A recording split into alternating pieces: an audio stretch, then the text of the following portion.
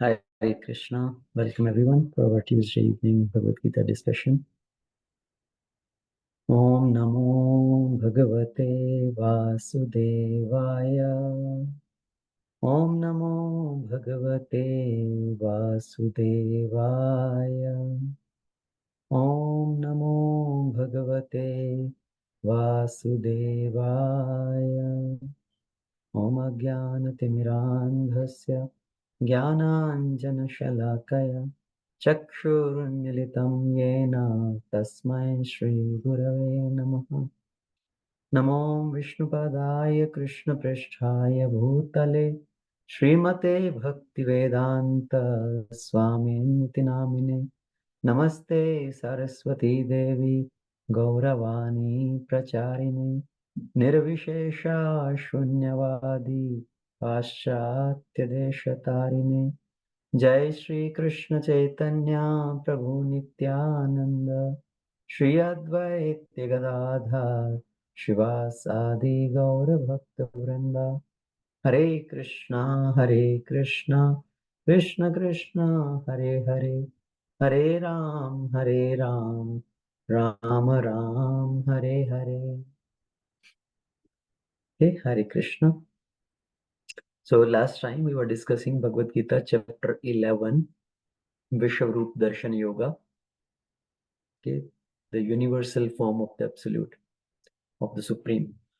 So we started with Arjuna requesting Krishna to show the universal form. And we talked about the reason why Arjuna wanted to see the universal form, not that he had doubt about Krishna's supremacy, but to remove the doubt for other people. In future, somebody may come and doubt that was Krishna really the Supreme Lord. To remove those doubts, Arjuna is requesting Krishna to show the universal form. And the second reason is to set a criteria for somebody in the future. If somebody comes in the future and claims himself to be the incarnation of the Lord, to set a test for him that, okay, when Lord Krishna was present here, he showed his universal form. Can you show a universal form like that? So when Arjuna requested Krishna to show the universal form, Arjuna is not asking in a challenging mood, okay, that you show your supremacy to me, you show your universal form to me, but he is requesting, if you think I am eligible to see your universal form, then please show it to me. So it's a request, it's a prayer. And Lord Krishna tells Arjuna that you cannot see my universal form with your same material eyes, so I have to give you the special vision. Okay, so Lord Krishna granted Arjuna Divya Chakshu, the transcendental vision with which Arjuna could see Krishna's universal form. And as Arjuna is seeing the universal form of the Lord, he is explaining the effect of the universal form of the Lord on the universe, on all the other different people in the form of demigods, Gandharvas. What is the response, or what is their reaction? And also, what is the influence of seeing Krishna's universal form? What is the influence on Arjuna himself? So Arjuna, he started shivering. He was bewildered by seeing Krishna's universal form with thousands and thousands of hands and legs and heads, and fire coming out of Krishna's faces from some of the mouths, and everybody is entering into Krishna's mouth as the moth runs towards the fire. So when Arjuna saw all that, he was very afraid, he was very scared. And in that situation, even though Arjuna himself prayed to Krishna that I understand you are the Supreme Lord. In the beginning, that's how Arjuna started. Arjuna is praying to Krishna that I have no doubt that you are the Supreme Lord. You are the cause of all causes. But now Arjuna is again asking Krishna, okay, who are you? I am now bewildered seeing your universal form with so many heads and faces and legs and hands, who are you? So when Arjuna asks Krishna, who are you? What is your purpose of coming here? Okay, so that was Arjuna's question. So now Krishna tells, text 32, Shri Bhagavan Uvacha Kalo Asmi Lokshaya Lokakshaya Krit Pravriddho. So the Supreme Personality of Godhead said, Kalo Asmi, time I am, the great destroyer of the worlds. Lokakshaya. So I am the great destroyer of the world, and I have come here to destroy all people who all have assembled on this battlefield. I have come here to destroy all of them, with the exception of you, the Pandavas. All the soldiers on both sides, on the sides of Kauravas, on the side of Pandavas, all the soldiers will be killed. So, what is Krishna telling? I am Kala, time. Time I am, the destroyer of the worlds. Now, time is the destroyer also, and time is the healer also. With the time, everything becomes manifest in due course of time, and with time, in due course of time, everything gets destroyed also. In Bhagavad Gita, we say there are 5 topics. The 5 topics of Bhagavad Gita are Jiva, Ishvara, Prakriti, Karma, and Kala. Okay. So, what is the definition of Jiva? The definition of living entity? The matter is immovable. Matter by itself cannot move. And the living entity, when enters the jiva, when the soul enters into the matter, then it moves. So the living entity causes the matter to move. Yes, even this body in itself is dead matter. When the living entity is present within this body, then this body is movable. Otherwise, this body cannot even move, right? The dead body is lying there on the floor. It cannot even move. When the soul is present in the body is moving. And even any equipment also, we say the dead matter, let's say a robot or even a drone. Okay, so that is also in one sense dead matter. And somebody may say, oh, this robot is automatically moving, or this drone is flying in the sky. But unless the living entity takes that remote in their hands and kind of plays with those buttons, this robot or the drone cannot move. So the living entity causes the dead matter to move. And same way, the time factor, the kala, also makes the matter to move. With the time, everything becomes manifest, and with the time, everything becomes annihilated. Okay, so that is called Kala Chakra. So the Supreme Lord, Ishvara, he is lying in the causal ocean. From his body pores, all these universes come out, and then he glances onto this matter, and in a due course of time, everything becomes manifest within that nature. Okay, so that is the time factor, Kala. And again, with the due course of time, everything is again withdrawn within the body of the Mahavishnu, lying in the causal ocean. So with the time, everything becomes manifest. With time, everything is destroyed. So Krishna here is telling, I am Kala. Kalo asmi lokakshaya krita pravriddho. And I am the great destroyer of everything.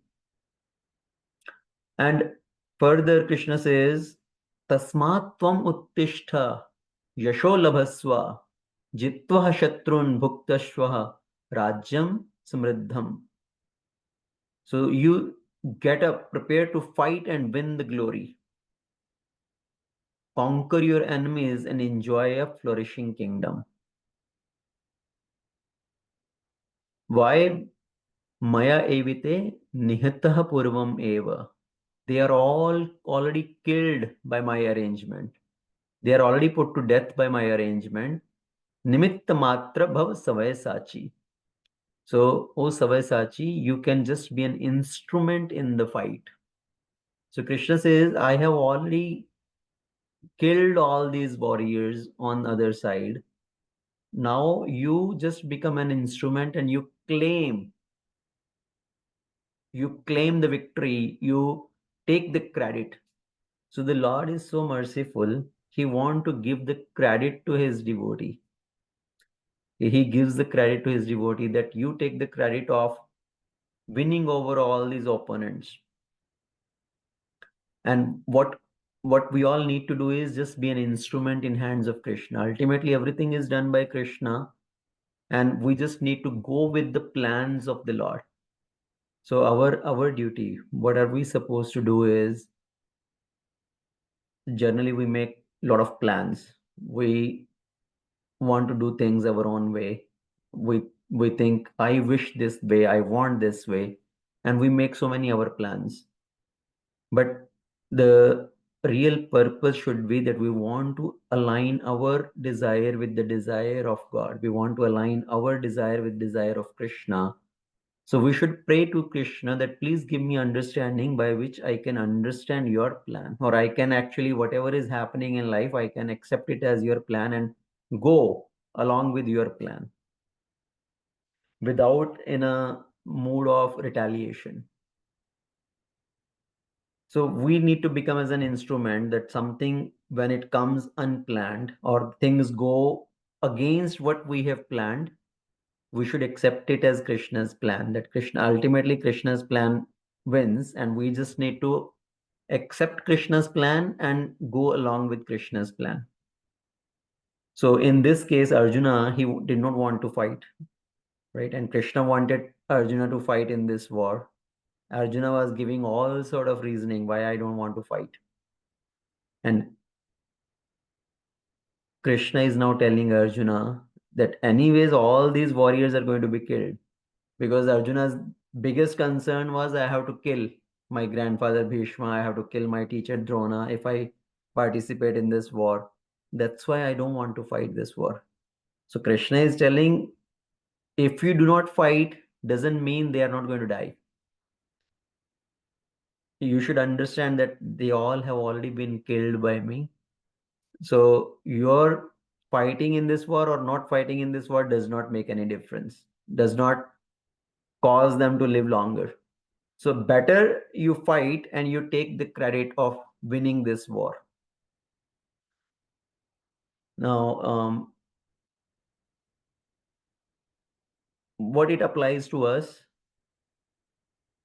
that when we are in Krishna consciousness, when we are sharing this knowledge with others, our duty is to just do our part of sharing this knowledge without worrying about who is going to take it and who is not going to take it. Once disciples of Prabhupada, they asked Srila Prabhupada, when Chaitanya Mahaprabhu himself came, why he limited the preaching only in India? Why did not he preach all over the world? And Srila Prabhupada said, Chaitanya Mahaprabhu, he is the Supreme Lord. He could have done that throughout the world, but he left the task for us to give us the credit of spreading this Krishna consciousness in the whole world. So he has left that task for us to take that credit, take that glory, that we have spread this Krishna consciousness movement all over the world. Otherwise, Chaitanya Mahaprabhu himself could have done this. So, one way or another, this Krishna consciousness is going to spread.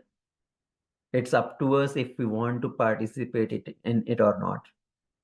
So, Krishna wanted to give the credit to Arjuna at that time, and now also Krishna want to give the credit to his devotees to share this knowledge with others. And Krishna tells in Bhagavad Gita, at the end of Bhagavad Gita, what is Krishna saying? Who is the most dear devotee? One who shares this knowledge with others. He is the most dear to me. So what we need to do is being an instrument in Krishna's hands. So further Krishna says, Drona, Bhishma, Jayadratha, Karna, and all other great warriors have already been destroyed by me. So therefore kill them and do not be disturbed. Simply fight and you will vanquish your enemies in battle. So again in this verse, Krishna is telling, emphasizing on this point that they all have already been killed. Don't think that you are going to kill, but you participate, you fight in this war without being disturbed. In the purport, Srila Prabhupada writes that every plan is made by the Supreme Personality of Godhead, but he is so kind and merciful to his devotee that he wants to give the credit to his devotee who carry out his plan according to his desire. So Krishna wants to give the credit to the devotee when they want to carry out Krishna's plan according to Krishna's desire.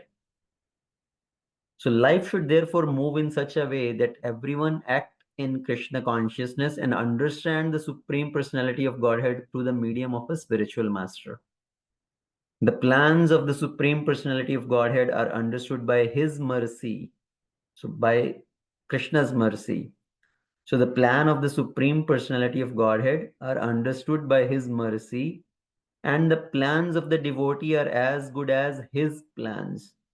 So one should follow such plans and be victorious in the struggle for existence.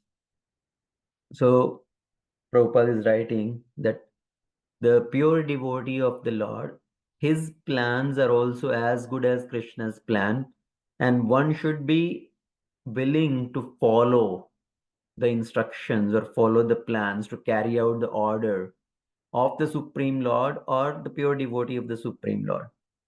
And in that way, we can be victorious in the struggle for existence.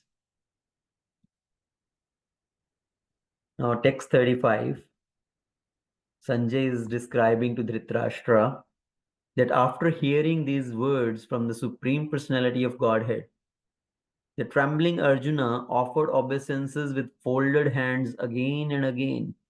He fearfully spoke to Lord Krishna in a faltering voice as follows.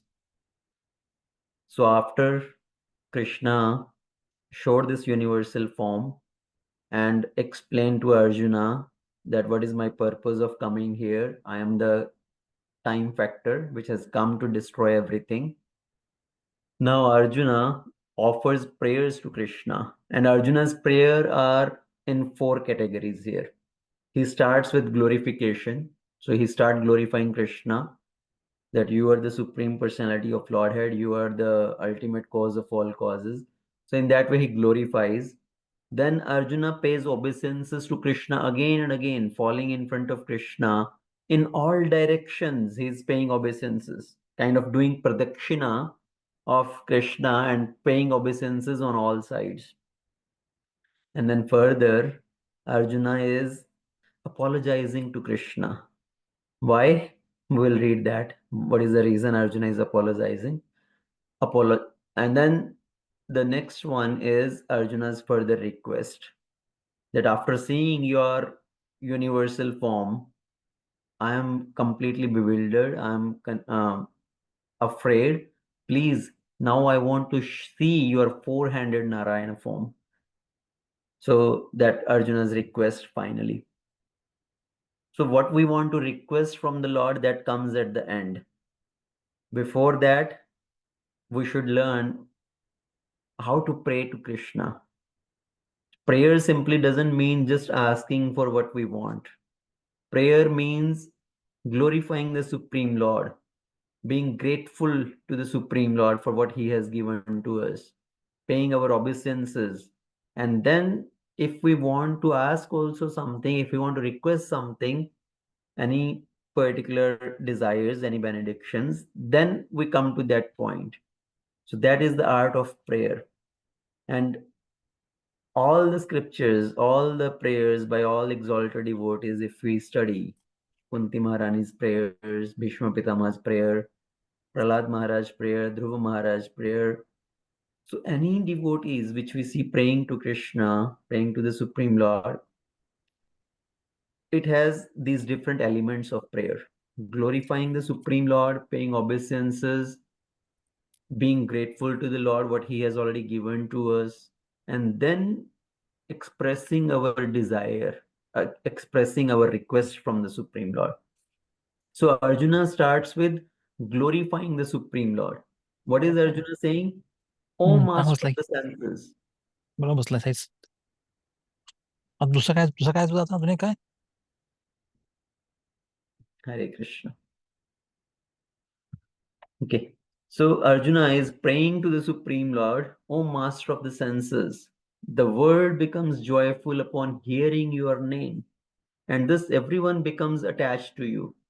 Although the perfected beings offer you their respectful homage, the demons are afraid and they flee here and there. All this is rightly done.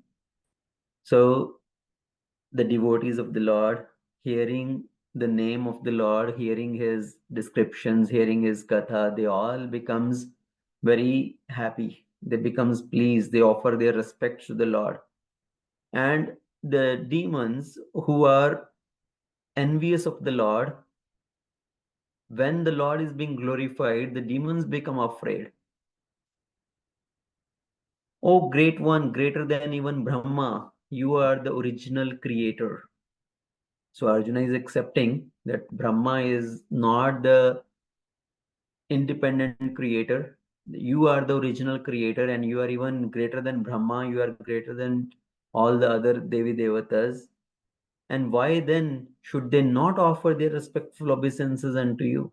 So even all the demigods are paying obeisances. That is rightly done because you are the supreme. Even Brahma and all other Devi Devatas, they offer respects to you because you are the original creator. O limitless one, God of gods, refuge of the universe, you are the invincible source, the cause of all causes, the transcendental to this material manifestation. So you are not part of this material world, you are the source of this material world. So all the demigods also pay obeisances unto you. In Srimad Bhagavatam, 12th canto, there is a very beautiful verse. Sutta Goswami is describing Yam Brahma Varunendra Rudra Maruta Stuvanti Divyestvai Vede Sangapad Krama Upanishado Gayanti Yam Samaga Dhyanavasthita Tadmatgatena Manasa Pashyanti Yam Yogino Yasyantam na vidhu sura surgana devaya tasmai namaha. So all the demigods, they are paying obeisances to the Supreme Lord with selected verses from the Vedas. So Yam Brahma, Varuna, Indra, Rudra, Maruta. So all these different personalities, Tuvanti Divyaistvai, they are singing your glories with selected verses. Dhyanavasthita tadgatena manasa pashyantiyam yogino. All the great yogis, the siddhas, they meditate on the Supreme Lord and in their heart they want to see the Supreme Personality of Lord. Yasyantam na vidhu sura asura gana. Even whose source and whose end cannot be known to the demigods and to the demons. To that Supreme Lord, I pay my obeisances. So even all the demigods, they are praying to the Supreme Lord. They are glorifying the Supreme Lord. So Arjuna is glorifying Krishna in that way. Now here, actually, Krishna is addressed as air. Okay, Vayu. Why? Because to show the omnipresence of the Supreme Lord. As the air is present everywhere, the Supreme Lord is present everywhere. Air is the most important representation of all the demigods, being all pervasive. Because even the Devi Devatas, they are also considered all pervasive. And the Supreme Lord also is all pervasive. So Arjuna addresses Krishna as air, and also addressing Krishna as the great grandfather. Why? Because Brahma is considered as the father of all the living entity of the mankind. From Brahma comes Manu, from Manu comes all the human beings. Manushya, Manava. So Krishna is even the source of Brahma. Krishna is even the father of Brahma. So that's why Krishna is addressed as great grandfather. So in that way, Arjuna glorified Krishna, and then now Arjuna is paying obeisances to Krishna. Obeisances to you from the front, from behind, and from all sides. O unbounded power, you are the master of limitless might. You are all pervading, and thus you are everything. So here Prabhupada writes that out of loving ecstasy for Krishna, Arjuna is offering his respect from all sides, like doing pradakshina around Krishna and paying obeisances to him in all directions. He is accepting that Krishna is the master of all potencies and all powers, and far superior to all the great warriors assembled on the battlefield. Okay, and now finally, the third part of this is Arjuna start to apologize to Krishna. What is that? This is very beautiful verse saying, Sakheti matva prasabham yaduktam, he Krishna, he Yadava, he Sakheti, ajanata mahimanam tavedam, maya pramadat pranayena vapi. So thinking of you as my friend, Sakheti matva. I was thinking you are my friend, and I was rashly addressing you. Krishna, Yadava, Sakheti, oh my friend, oh Yadava, oh Krishna, not knowing your glories. Please forgive me whatever I have done in madness or in love.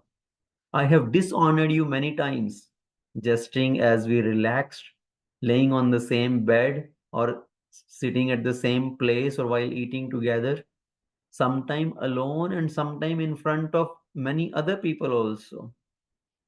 So, O infallible one, please excuse me for all those offenses.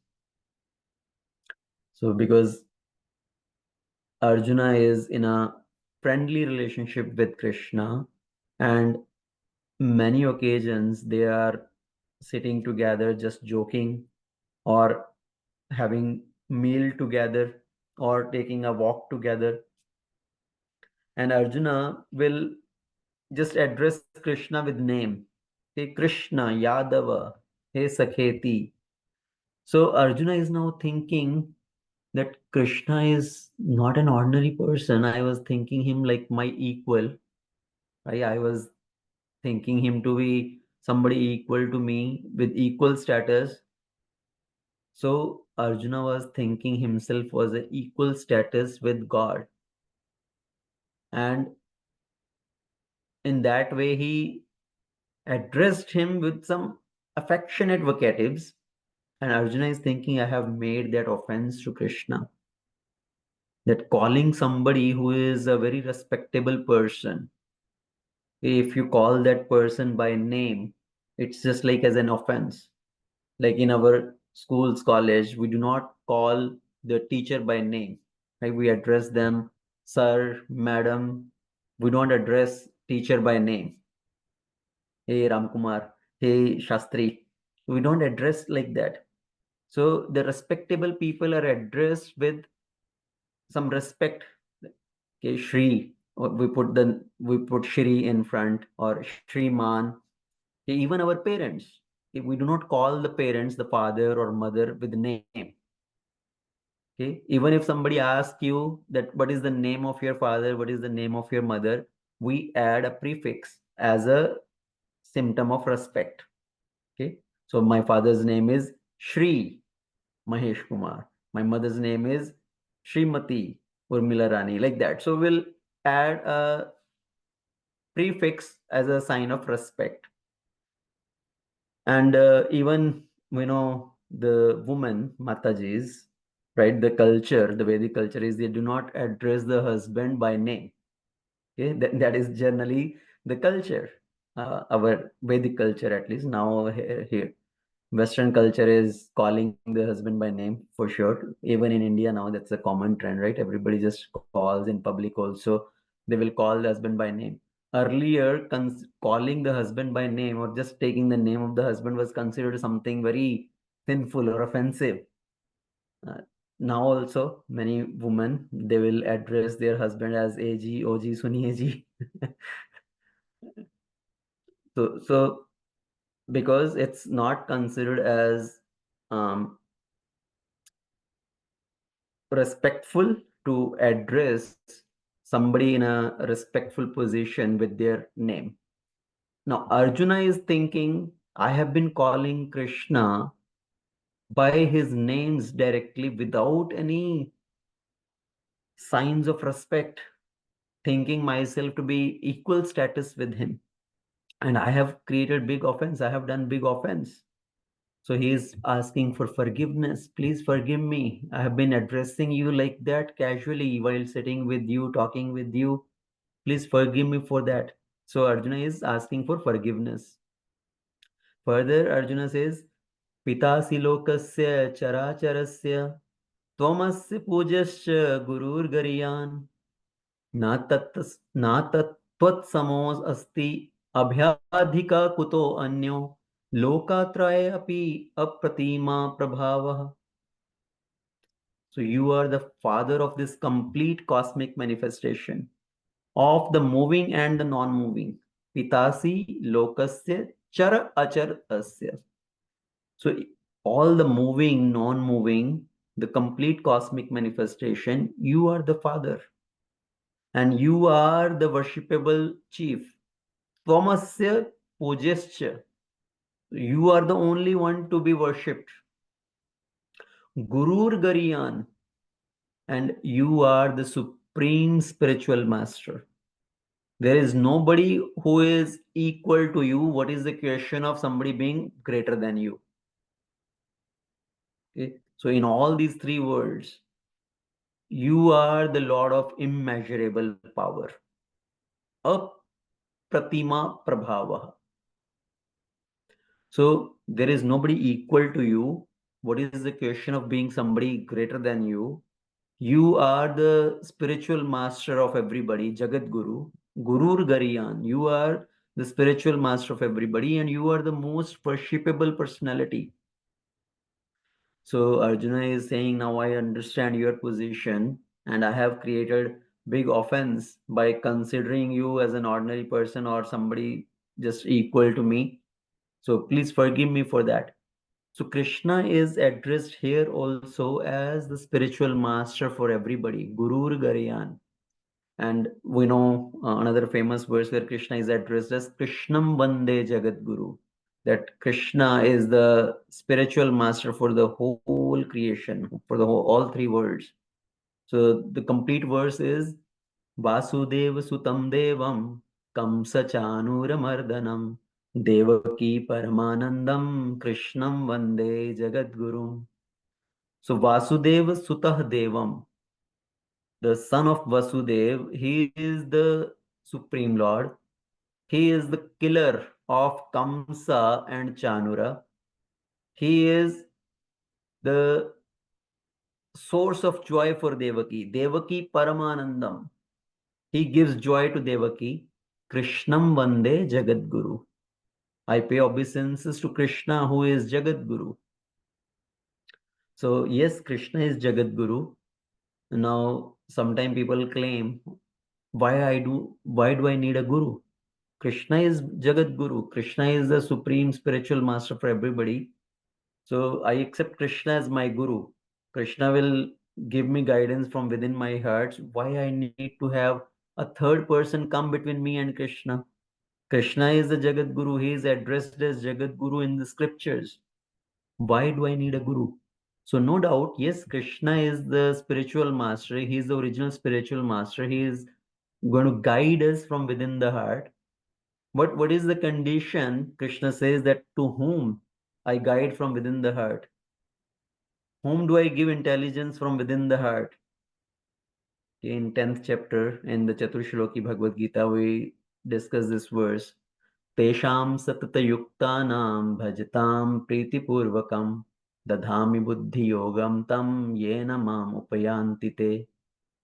So Krishna says, Tesham, to those people, Sattam Yuktanam, who are constantly connected with me, Bhajatam Priti Purvakam, who are constantly Satatam, who are constantly doing my bhajan with love and devotion, Priti Purvakam. To those devotees, the Dhami Buddhi Yogam Tam, yes, I give intelligence, I give them intelligence from within their heart. Yena mam upayanti te, by which they can come to me, by which all their obstacles, all their misconceptions, all those can be destroyed and they can come to me. So yes, Krishna can also give intelligence from within the heart, but to whom?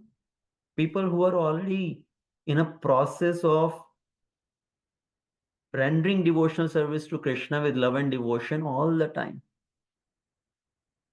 And how are we going to come to that stage of engaging in devotional service with love and devotion at all the times? That is by the mercy of Guru. So we need to approach a Guru who gives us guidance, who engages us in this devotional process.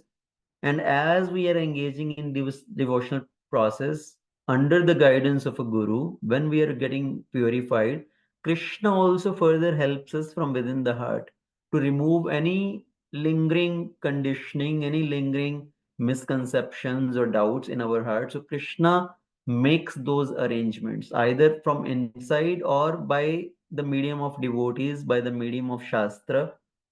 So Krishna also gives that intelligence. So when we say Krishnam Vande Jagat Guru, that Krishna is the supreme spiritual master for everybody, he is the Jagat Guru, it does not mean that we do not need to accept a Guru, we do not need to approach a Guru and take guidance from the Guru. Because Guru is also arranged by Krishna. कि Guru Krishna Prasad Paya Bhakti Lata Bij. How do we get bhakti? Krishna sends Guru in our life, and then while following the instruction of Guru, while engaging in devotional service as directed by Guru, then we come further connect with Krishna. So Krishna makes that initial arrangement for us. So we need to accept this statement on the scriptures. Yes, Krishnam Vande Jagat Guru, he is the Supreme Lord, but at the same time, in Bhagavad Gita itself, Krishna is telling that one need to approach a bona fide Guru. Okay, 4th chapter, the verse we discussed. What is that verse? Anybody remembers? In the 4th chapter of Bhagavad Gita, 434. निपातेन परिकृष्णेन सेवया उपदेक्षन्ति ते ज्ञानं ज्ञानिनस्तत्त्वदर्शिनः. Yes. So here Krishna is saying tad vidhi pranipatena pariprashnena sevaya. So one should approach a bona fide spiritual master, pay obeisances to the spiritual master, inquire from him and render service to him. They can give you the transcendental knowledge because they have seen that absolute truth or they have realized that absolute. So in Bhagavad Gita, Krishna himself is saying that you approach a guru. But people, out of foolishness, they will claim, oh, why we need a guru? Krishna is Jagat Guru. So we need to follow the scriptures with proper understanding, not kind of a half logic, half hand logic. So Arjuna is praying to Krishna, apologizing to Krishna, and now further he says, you are the Supreme Lord to be worshipped by every living being. Thus I fall down to offer you my respectful obeisances and ask your mercy. As a father tolerates the impudence of his son, a friend the impertinence of a friend, or a husband the familiarity of his wife, please tolerate the wrongs I may have done you. So Arjuna is still continue to pray to Krishna, kind of apologizing, asking for his mercy that please forgive me. As a father forgives the son for his impudence. Sometimes the son may do something wrong. So the father does not hold the grudges against the son. And even a mother, right? The child may be sitting in the lap of the mother and throwing his hands and leg and kicking the mother in the stomach also. And they are accepting those kicks as a gesture of love from the son. They are not becoming mad at the son. So a father or the mother tolerates the mischiefs of the son, impudence of the son. A friend also tolerates the impertinence of a friend. Sometimes between the friendly talks, there may be sometimes some argument, some disagreement. So a friend tolerates the other friend's statement, and a husband tolerates the familiarity of his wife. So that is Arjuna's statement here. So he is giving these three examples here, that sometime between husband and wife also, because of there's so much of familiarity, they may not treat them the way outside world may be treating. At office, the husband may be respected by all the colleagues, but at home, the wife may not show that same level of respect because there is familiarity. And same way, means basically, a spouse may not treat their spouse in the same fashion how the outside world is treating them, based on their position, based on whatever their social status may be. So Arjuna is saying, please tolerate whatever wrong I may have done to you, not understanding your real position. After seeing this universal form, which I have never seen before, I am gladdened, but at the same time, my mind is disturbed with fear. Therefore, please bestow your grace upon me and reveal again your form as the personality of Godhead, O Lord of the Lord, O abode of the universe. So now Arjuna is moving to the next part of his prayers as his request. And what is Arjuna requesting from Krishna? That I'm done with this universal form. I wanted to see this. You have shown this to me. Now my mind is disturbed with fear. Please wind up this universal form and please show to me your form as the personality of Godhead, as the four-handed Narayan form. Because again, why Arjuna is asking this, we discussed these 2 points to remove the doubt from other people's mind that was Krishna really God. Arjuna is saying, please show that universal, that four-handed form, your form as the personality of Godhead. Because many people cannot accept Krishna as the Supreme Lord, thinking he is in a human form. Manushim tanumashrita. That he has accepted the human form, so they may not consider Krishna as the Supreme Lord, but Vishnu form, people easily accept that yes, four-handed form, Narayan form, he is the Supreme Lord.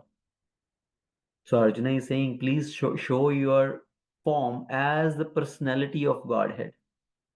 And in the next verse, he further clarifies that what form as the personality of Godhead I'm asking about.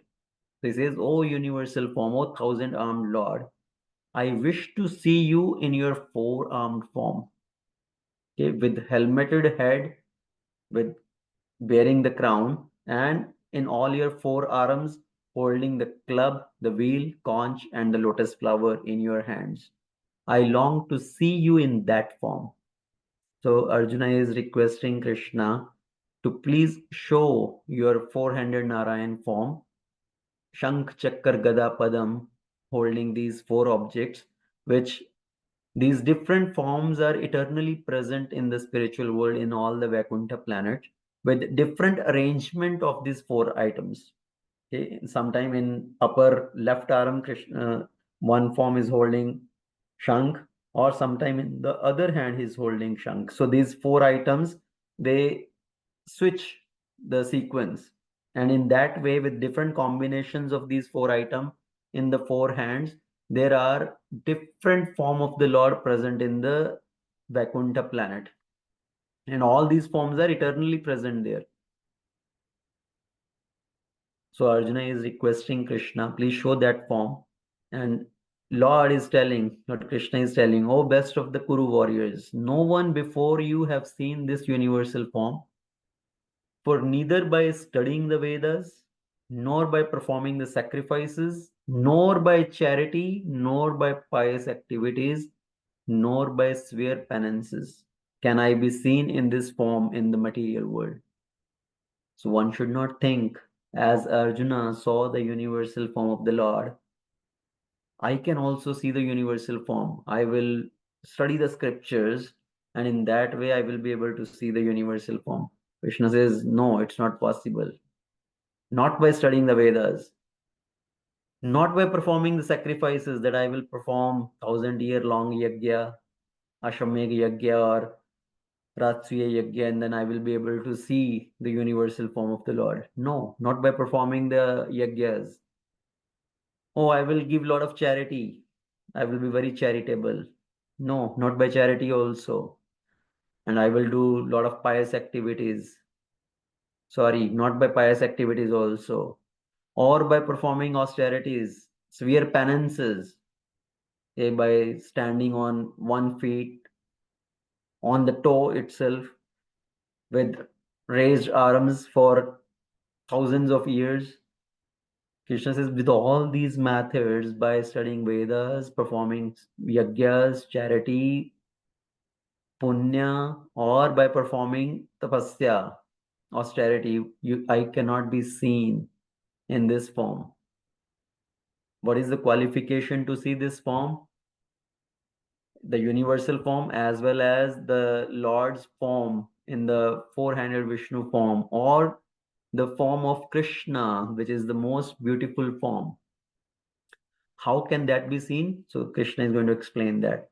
So as Arjuna requested Krishna to show the four-handed form, so the Lord displayed his four-handed form in front of Arjuna, and after that he changed into this form of Krishna as a two-handed Tribhanga form, holding the flute with peacock feather on his head. So Krishna showed his original two-handed form, Shama Sundar form. And when Arjuna saw Krishna in his original form as Shama Sundar, Arjuna spoke to Krishna, O Janardana, seeing this human-like form, because it is very easy to relate with Krishna in his two-handed form, because we can relate to that. We are also with two hands, and when God is standing in front of us in the similar form, he becomes very relatable. When the Lord is present in front of us in the four-handed Vishnu form, it's not as relatable. And Arjuna is saying, oh Janardana, seeing this human-like form, so very beautiful, now my mind is again composed and I'm restored to my original nature. So after Arjuna has prayed to Krishna, now the final verses, what Krishna is telling. Shri Bhagavan Uvacha Sudurdarsham idam rupam drishtvan asiyan mama deva api asya rupasya nityam darshana kankshinaha. So the Supreme Personality of Godhead said, my dear Arjuna, this form of mine, which you are seeing now, is very difficult to behold. Even the demigods are ever seeking the opportunity to see this form, which is so dear. So for which form Krishna is saying? The original form of Krishna as the Shama Sundar form. So Krishna is saying the form which you are now seeing in front of you is very difficult to behold. Even the great demigods are seeking the opportunity to see this form. See, the demigods are able to go to Shir Sagar and take darshan of Lord Vishnu, four-handed form. But they cannot even also see Krishna's form as the original Supreme Lord with two hands holding flute in his hands. So that Shama Sundar Tribhanga form, even the demigods are aspiring to see that, which is so beautiful, which is so dear. And how that form can be seen? Krishna says, by bhakti, with devotion only that form can be seen. Bhaktya to ananya sakya aham evam vidho arjuna.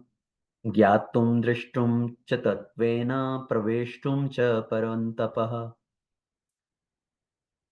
My dear Arjuna, only by undivided devotional service I can be understood as I am standing before you, and can thus be seen directly. Only in this way can you enter into the mysteries of my understanding. So, with bhakti, with devotion only, we can understand Krishna in his true form. By any other processes, we cannot reach up to that stage of understanding Krishna in his original form as Shyamasundar. So bhakti is the qualification which comes again and again in many different places. Right? In 6th chapter, Krishna says, the yogi, who is the most intimate yogi, who is connected with me in bhakti. And then in 7th chapter, 8th chapter, 9th chapter, Krishna is talking about bhakti. In 10th chapter also, even though while showing the opulences of the Supreme, while talking about that, Krishna is talking about bhakti, that with bhakti only I can be perceived in this way. And now in 11th chapter here, after showing the universal form, Krishna is saying, by bhakti, only I can be perceived in my original form. So bhaktya tva ananya. So not mixed bhakti, but ananya bhakti, na anya. When you do not have any other shelter, only Krishna as your shelter.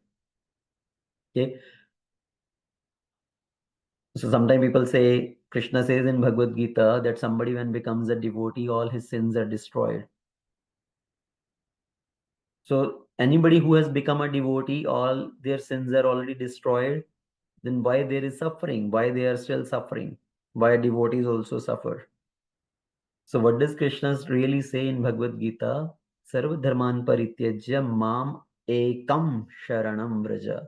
Aham tvam sarva papebhyo mokshishyami ma shuchah. Surrender unto me exclusively. Mam ekam. And to the degree we surrender, to that degree Krishna destroys the sin. Aham tvam sarva papebhyo. And all sort of sins, not the sin only in this lifetime, sarva papebhyo, sin from the previous lifetimes also. So Krishna says, if somebody surrenders unto me fully, exclusively, I will destroy all their sins. But our situation is we are not fully surrendered to Krishna. We are not at that stage of 100% surrender. So to the degree somebody surrenders, to that degree Krishna removes their sin. If somebody has taken 100% shelter of Krishna, 100% their sins are gone. If somebody has taken 70% shelter of Krishna, if somebody is 70% surrendered, 70% sins are gone. 50% surrender, 50% sins are gone. So to the degree we surrender to Krishna, to that degree, our previous sins are being destroyed by Krishna. So, bhaktya tva ananya. Somebody has ananya bhakti towards me, undivided devotion service. By that only I could be understood. And now Krishna's final statement here. What Krishna wants us to do. What is Krishna telling Arjuna to do? Mat karma krit mat paramo mad bhakta sangha varjitah nirvair sarva bhuteshu yah samameti pandavah. So my dear Arjuna, he who engages in my work, mat karma krit, one who engages in my work, understanding me as the Supreme Lord, mad bhakta, so engages in my devotional service. Sangha varjita, free from the contaminated association. Okay, so Sangha varjita, free from association. So what kind of association Krishna is telling? The contaminated association, asat Sangha. So Sangha varjita, nirvaira, without having any enmity towards anybody. Okay, being friendly towards everybody. Nirvaira sarva bhuteshu. Samameti Pandava. He certainly comes to me. So to get connected to Krishna, to come to Krishna means we need to follow these instructions of Krishna. And what is the most important instruction Krishna is saying here? Mat karma krit. Works for me, somebody who engages in my work. So Krishna is indicating to Arjuna that I have been telling you, Uttishta Bharata, get up and fight. And this is, in that way, you will be working for me. So mat karma krit, engage in my work. So these are Krishna's instruction, and we can apply this instruction for ourselves also, that Krishna is instructing us to engage in his work. And what is Krishna's work? How can we become as an instrument for Krishna? What is the service we can do for Krishna? Okay, so first of all, chanting the holy name, that is also a service. Hearing Krishna Katha is a service. How is that a service? It may seem like, oh, this is I'm doing for myself. I'm chanting, I'm hearing Krishna Katha, this is for my purification. But that is also work for Krishna, because Krishna is doing so many things to bring us back to him in spiritual world. Krishna is eager to see us go back to him. And when we chant the holy name, when we are hearing Krishna Katha, we are helping Krishna in that task to go back to him. So that is also a service. And then when we do japa, when we chant the holy name, we spread that effect for others also. Any other living entity who hears the chanting, they also get benefit. Even the insects around, the bacteria around, the plants around, they hear this chanting of the holy name, they also are benefiting. So in that way, this is a service. And what is the other service? What we can do for Krishna? Offering bhoga to Krishna. So that is a service, right? Offering nevedya. So preparing food for Krishna and then offering it to Krishna, that is a service. Even though Krishna is not hungry for our food, but when we offer the food to Krishna, we are purifying our own existence. When we do any charity, when we give some of our earning to Krishna in his service, we are purifying our earning. Okay, so all these come in category of service to Krishna. Chanting the holy name, hearing about Krishna, offering bhoga to Krishna. And then another most important service is to share this knowledge with others.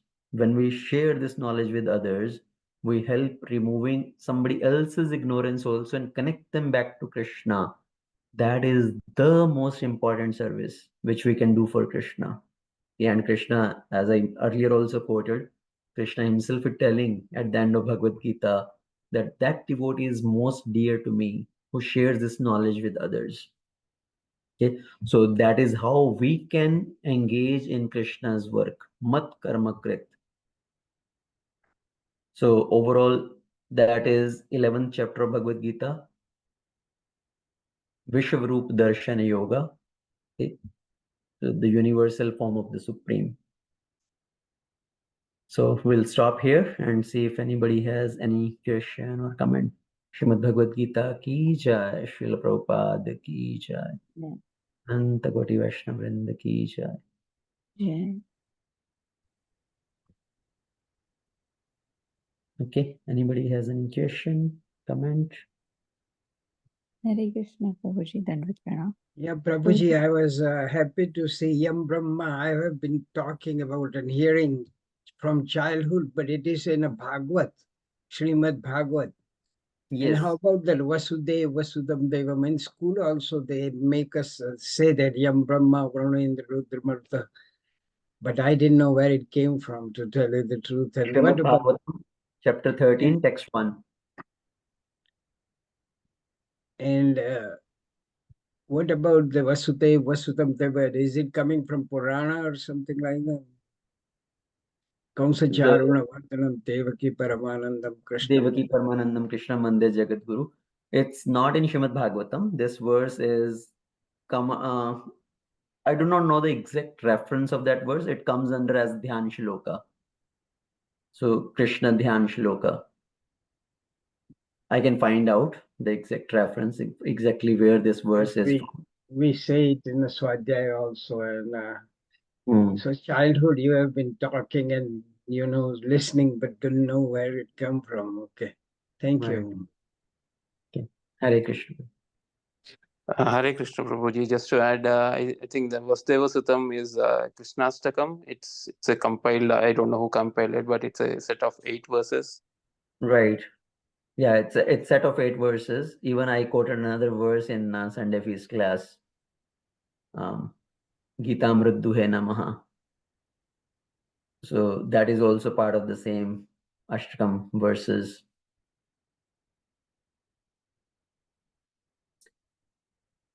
Yeah, if you find out the exactly from where this is or who has composed this, you can share. Sure, Prabhu, I'll check. Hare Krishna. Dhanavad Pranam. Hare Krishna. Thank you. Yes, anybody else has question? Hare Krishna, Prabhuji, Dandavat Pranam. Yeah, Hare Krishna Mataji. Prabhuji, I have a question. In verse 43, that Krishna is mentioned that you are the father of the complete cosmic manifestation, moving and non-moving as well. And I remember in one of the purpose of Srila Prabhupada also mentioned that Karnodakshaya Vishnu as a Paramatma enters into the each and every proton and electron in this universe. So actually, I'm not able to get this concept when each and every electron, proton, Paramatma is there, Super Soul is there, or means not it, like Krishna has also mentioned that I'm in non-moving as well. Then why they are jad? Then there is no consciousness present. So yes, Krishna is present in the all atoms and molecules. जैसे बोलते हैं कण कण में भगवान है. So in the form of super soul, in the form of Paramatma, he is present everywhere. But the living entity, the soul is not present in the jad matter, okay, the non-moving matter. So that's why it is considered as jad. Even though Paramatma is there everywhere as a witness of all the activities of all, and he is present in each and every molecule, but without the presence of the living entity, presence of soul, it is considered as jad matter, non-moving. Because of the desire of living entity, this movement happens. Even when the soul is present in this body, to make this body movable, there has to be consciousness, there has to be desire. Because of the desire, the living entity will do any action, any activity. So without the presence of the soul, the matter is considered as dead matter.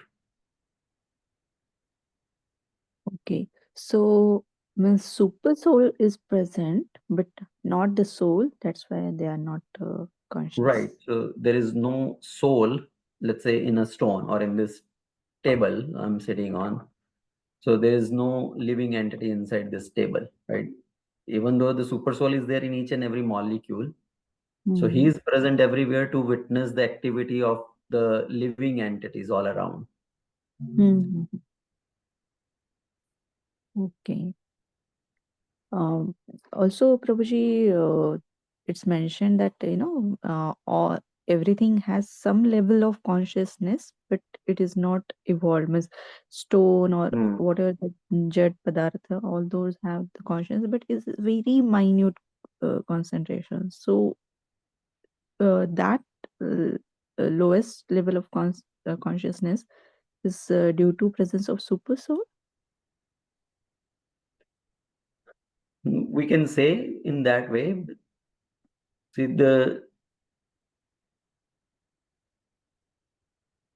that level of consciousness is in the living species only generally mentioned. That even the living species, there is a different level of consciousness.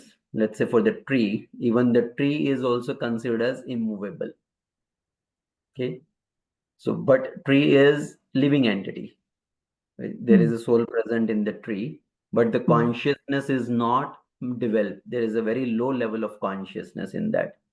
And then beyond the tree, which is even though living but non-moving, next to that is the animals, right? Some other insects. They also have consciousness, little maybe higher developed than tree, but again, not as much developed. So there is a different level of consciousness, which is going from the tree species to the insects, to the bird, reptile, and further coming to the human beings. And in the human being also, there is a different level of consciousness. Somebody has a higher level of consciousness. Somebody, even though in the human body, they are still living like animals because their consciousness is not developed yet. They have not developed their consciousness level. So Right. these different level of consciousness is within the living beings where the soul is present. Okay, got it, Prabhuji. Yeah, thank you so much, Prabhuji, for the wonderful explanation. Okay, Hare Krishna. Okay, so I think we'll end it here. Okay, thank you everyone for joining. Srila Prabhupada ki jai. Jai. Srimad Bhagavad Gita ki jai. Jai. Hare Krishna. Hare Krishna. Hare Krishna. Hare Krishna.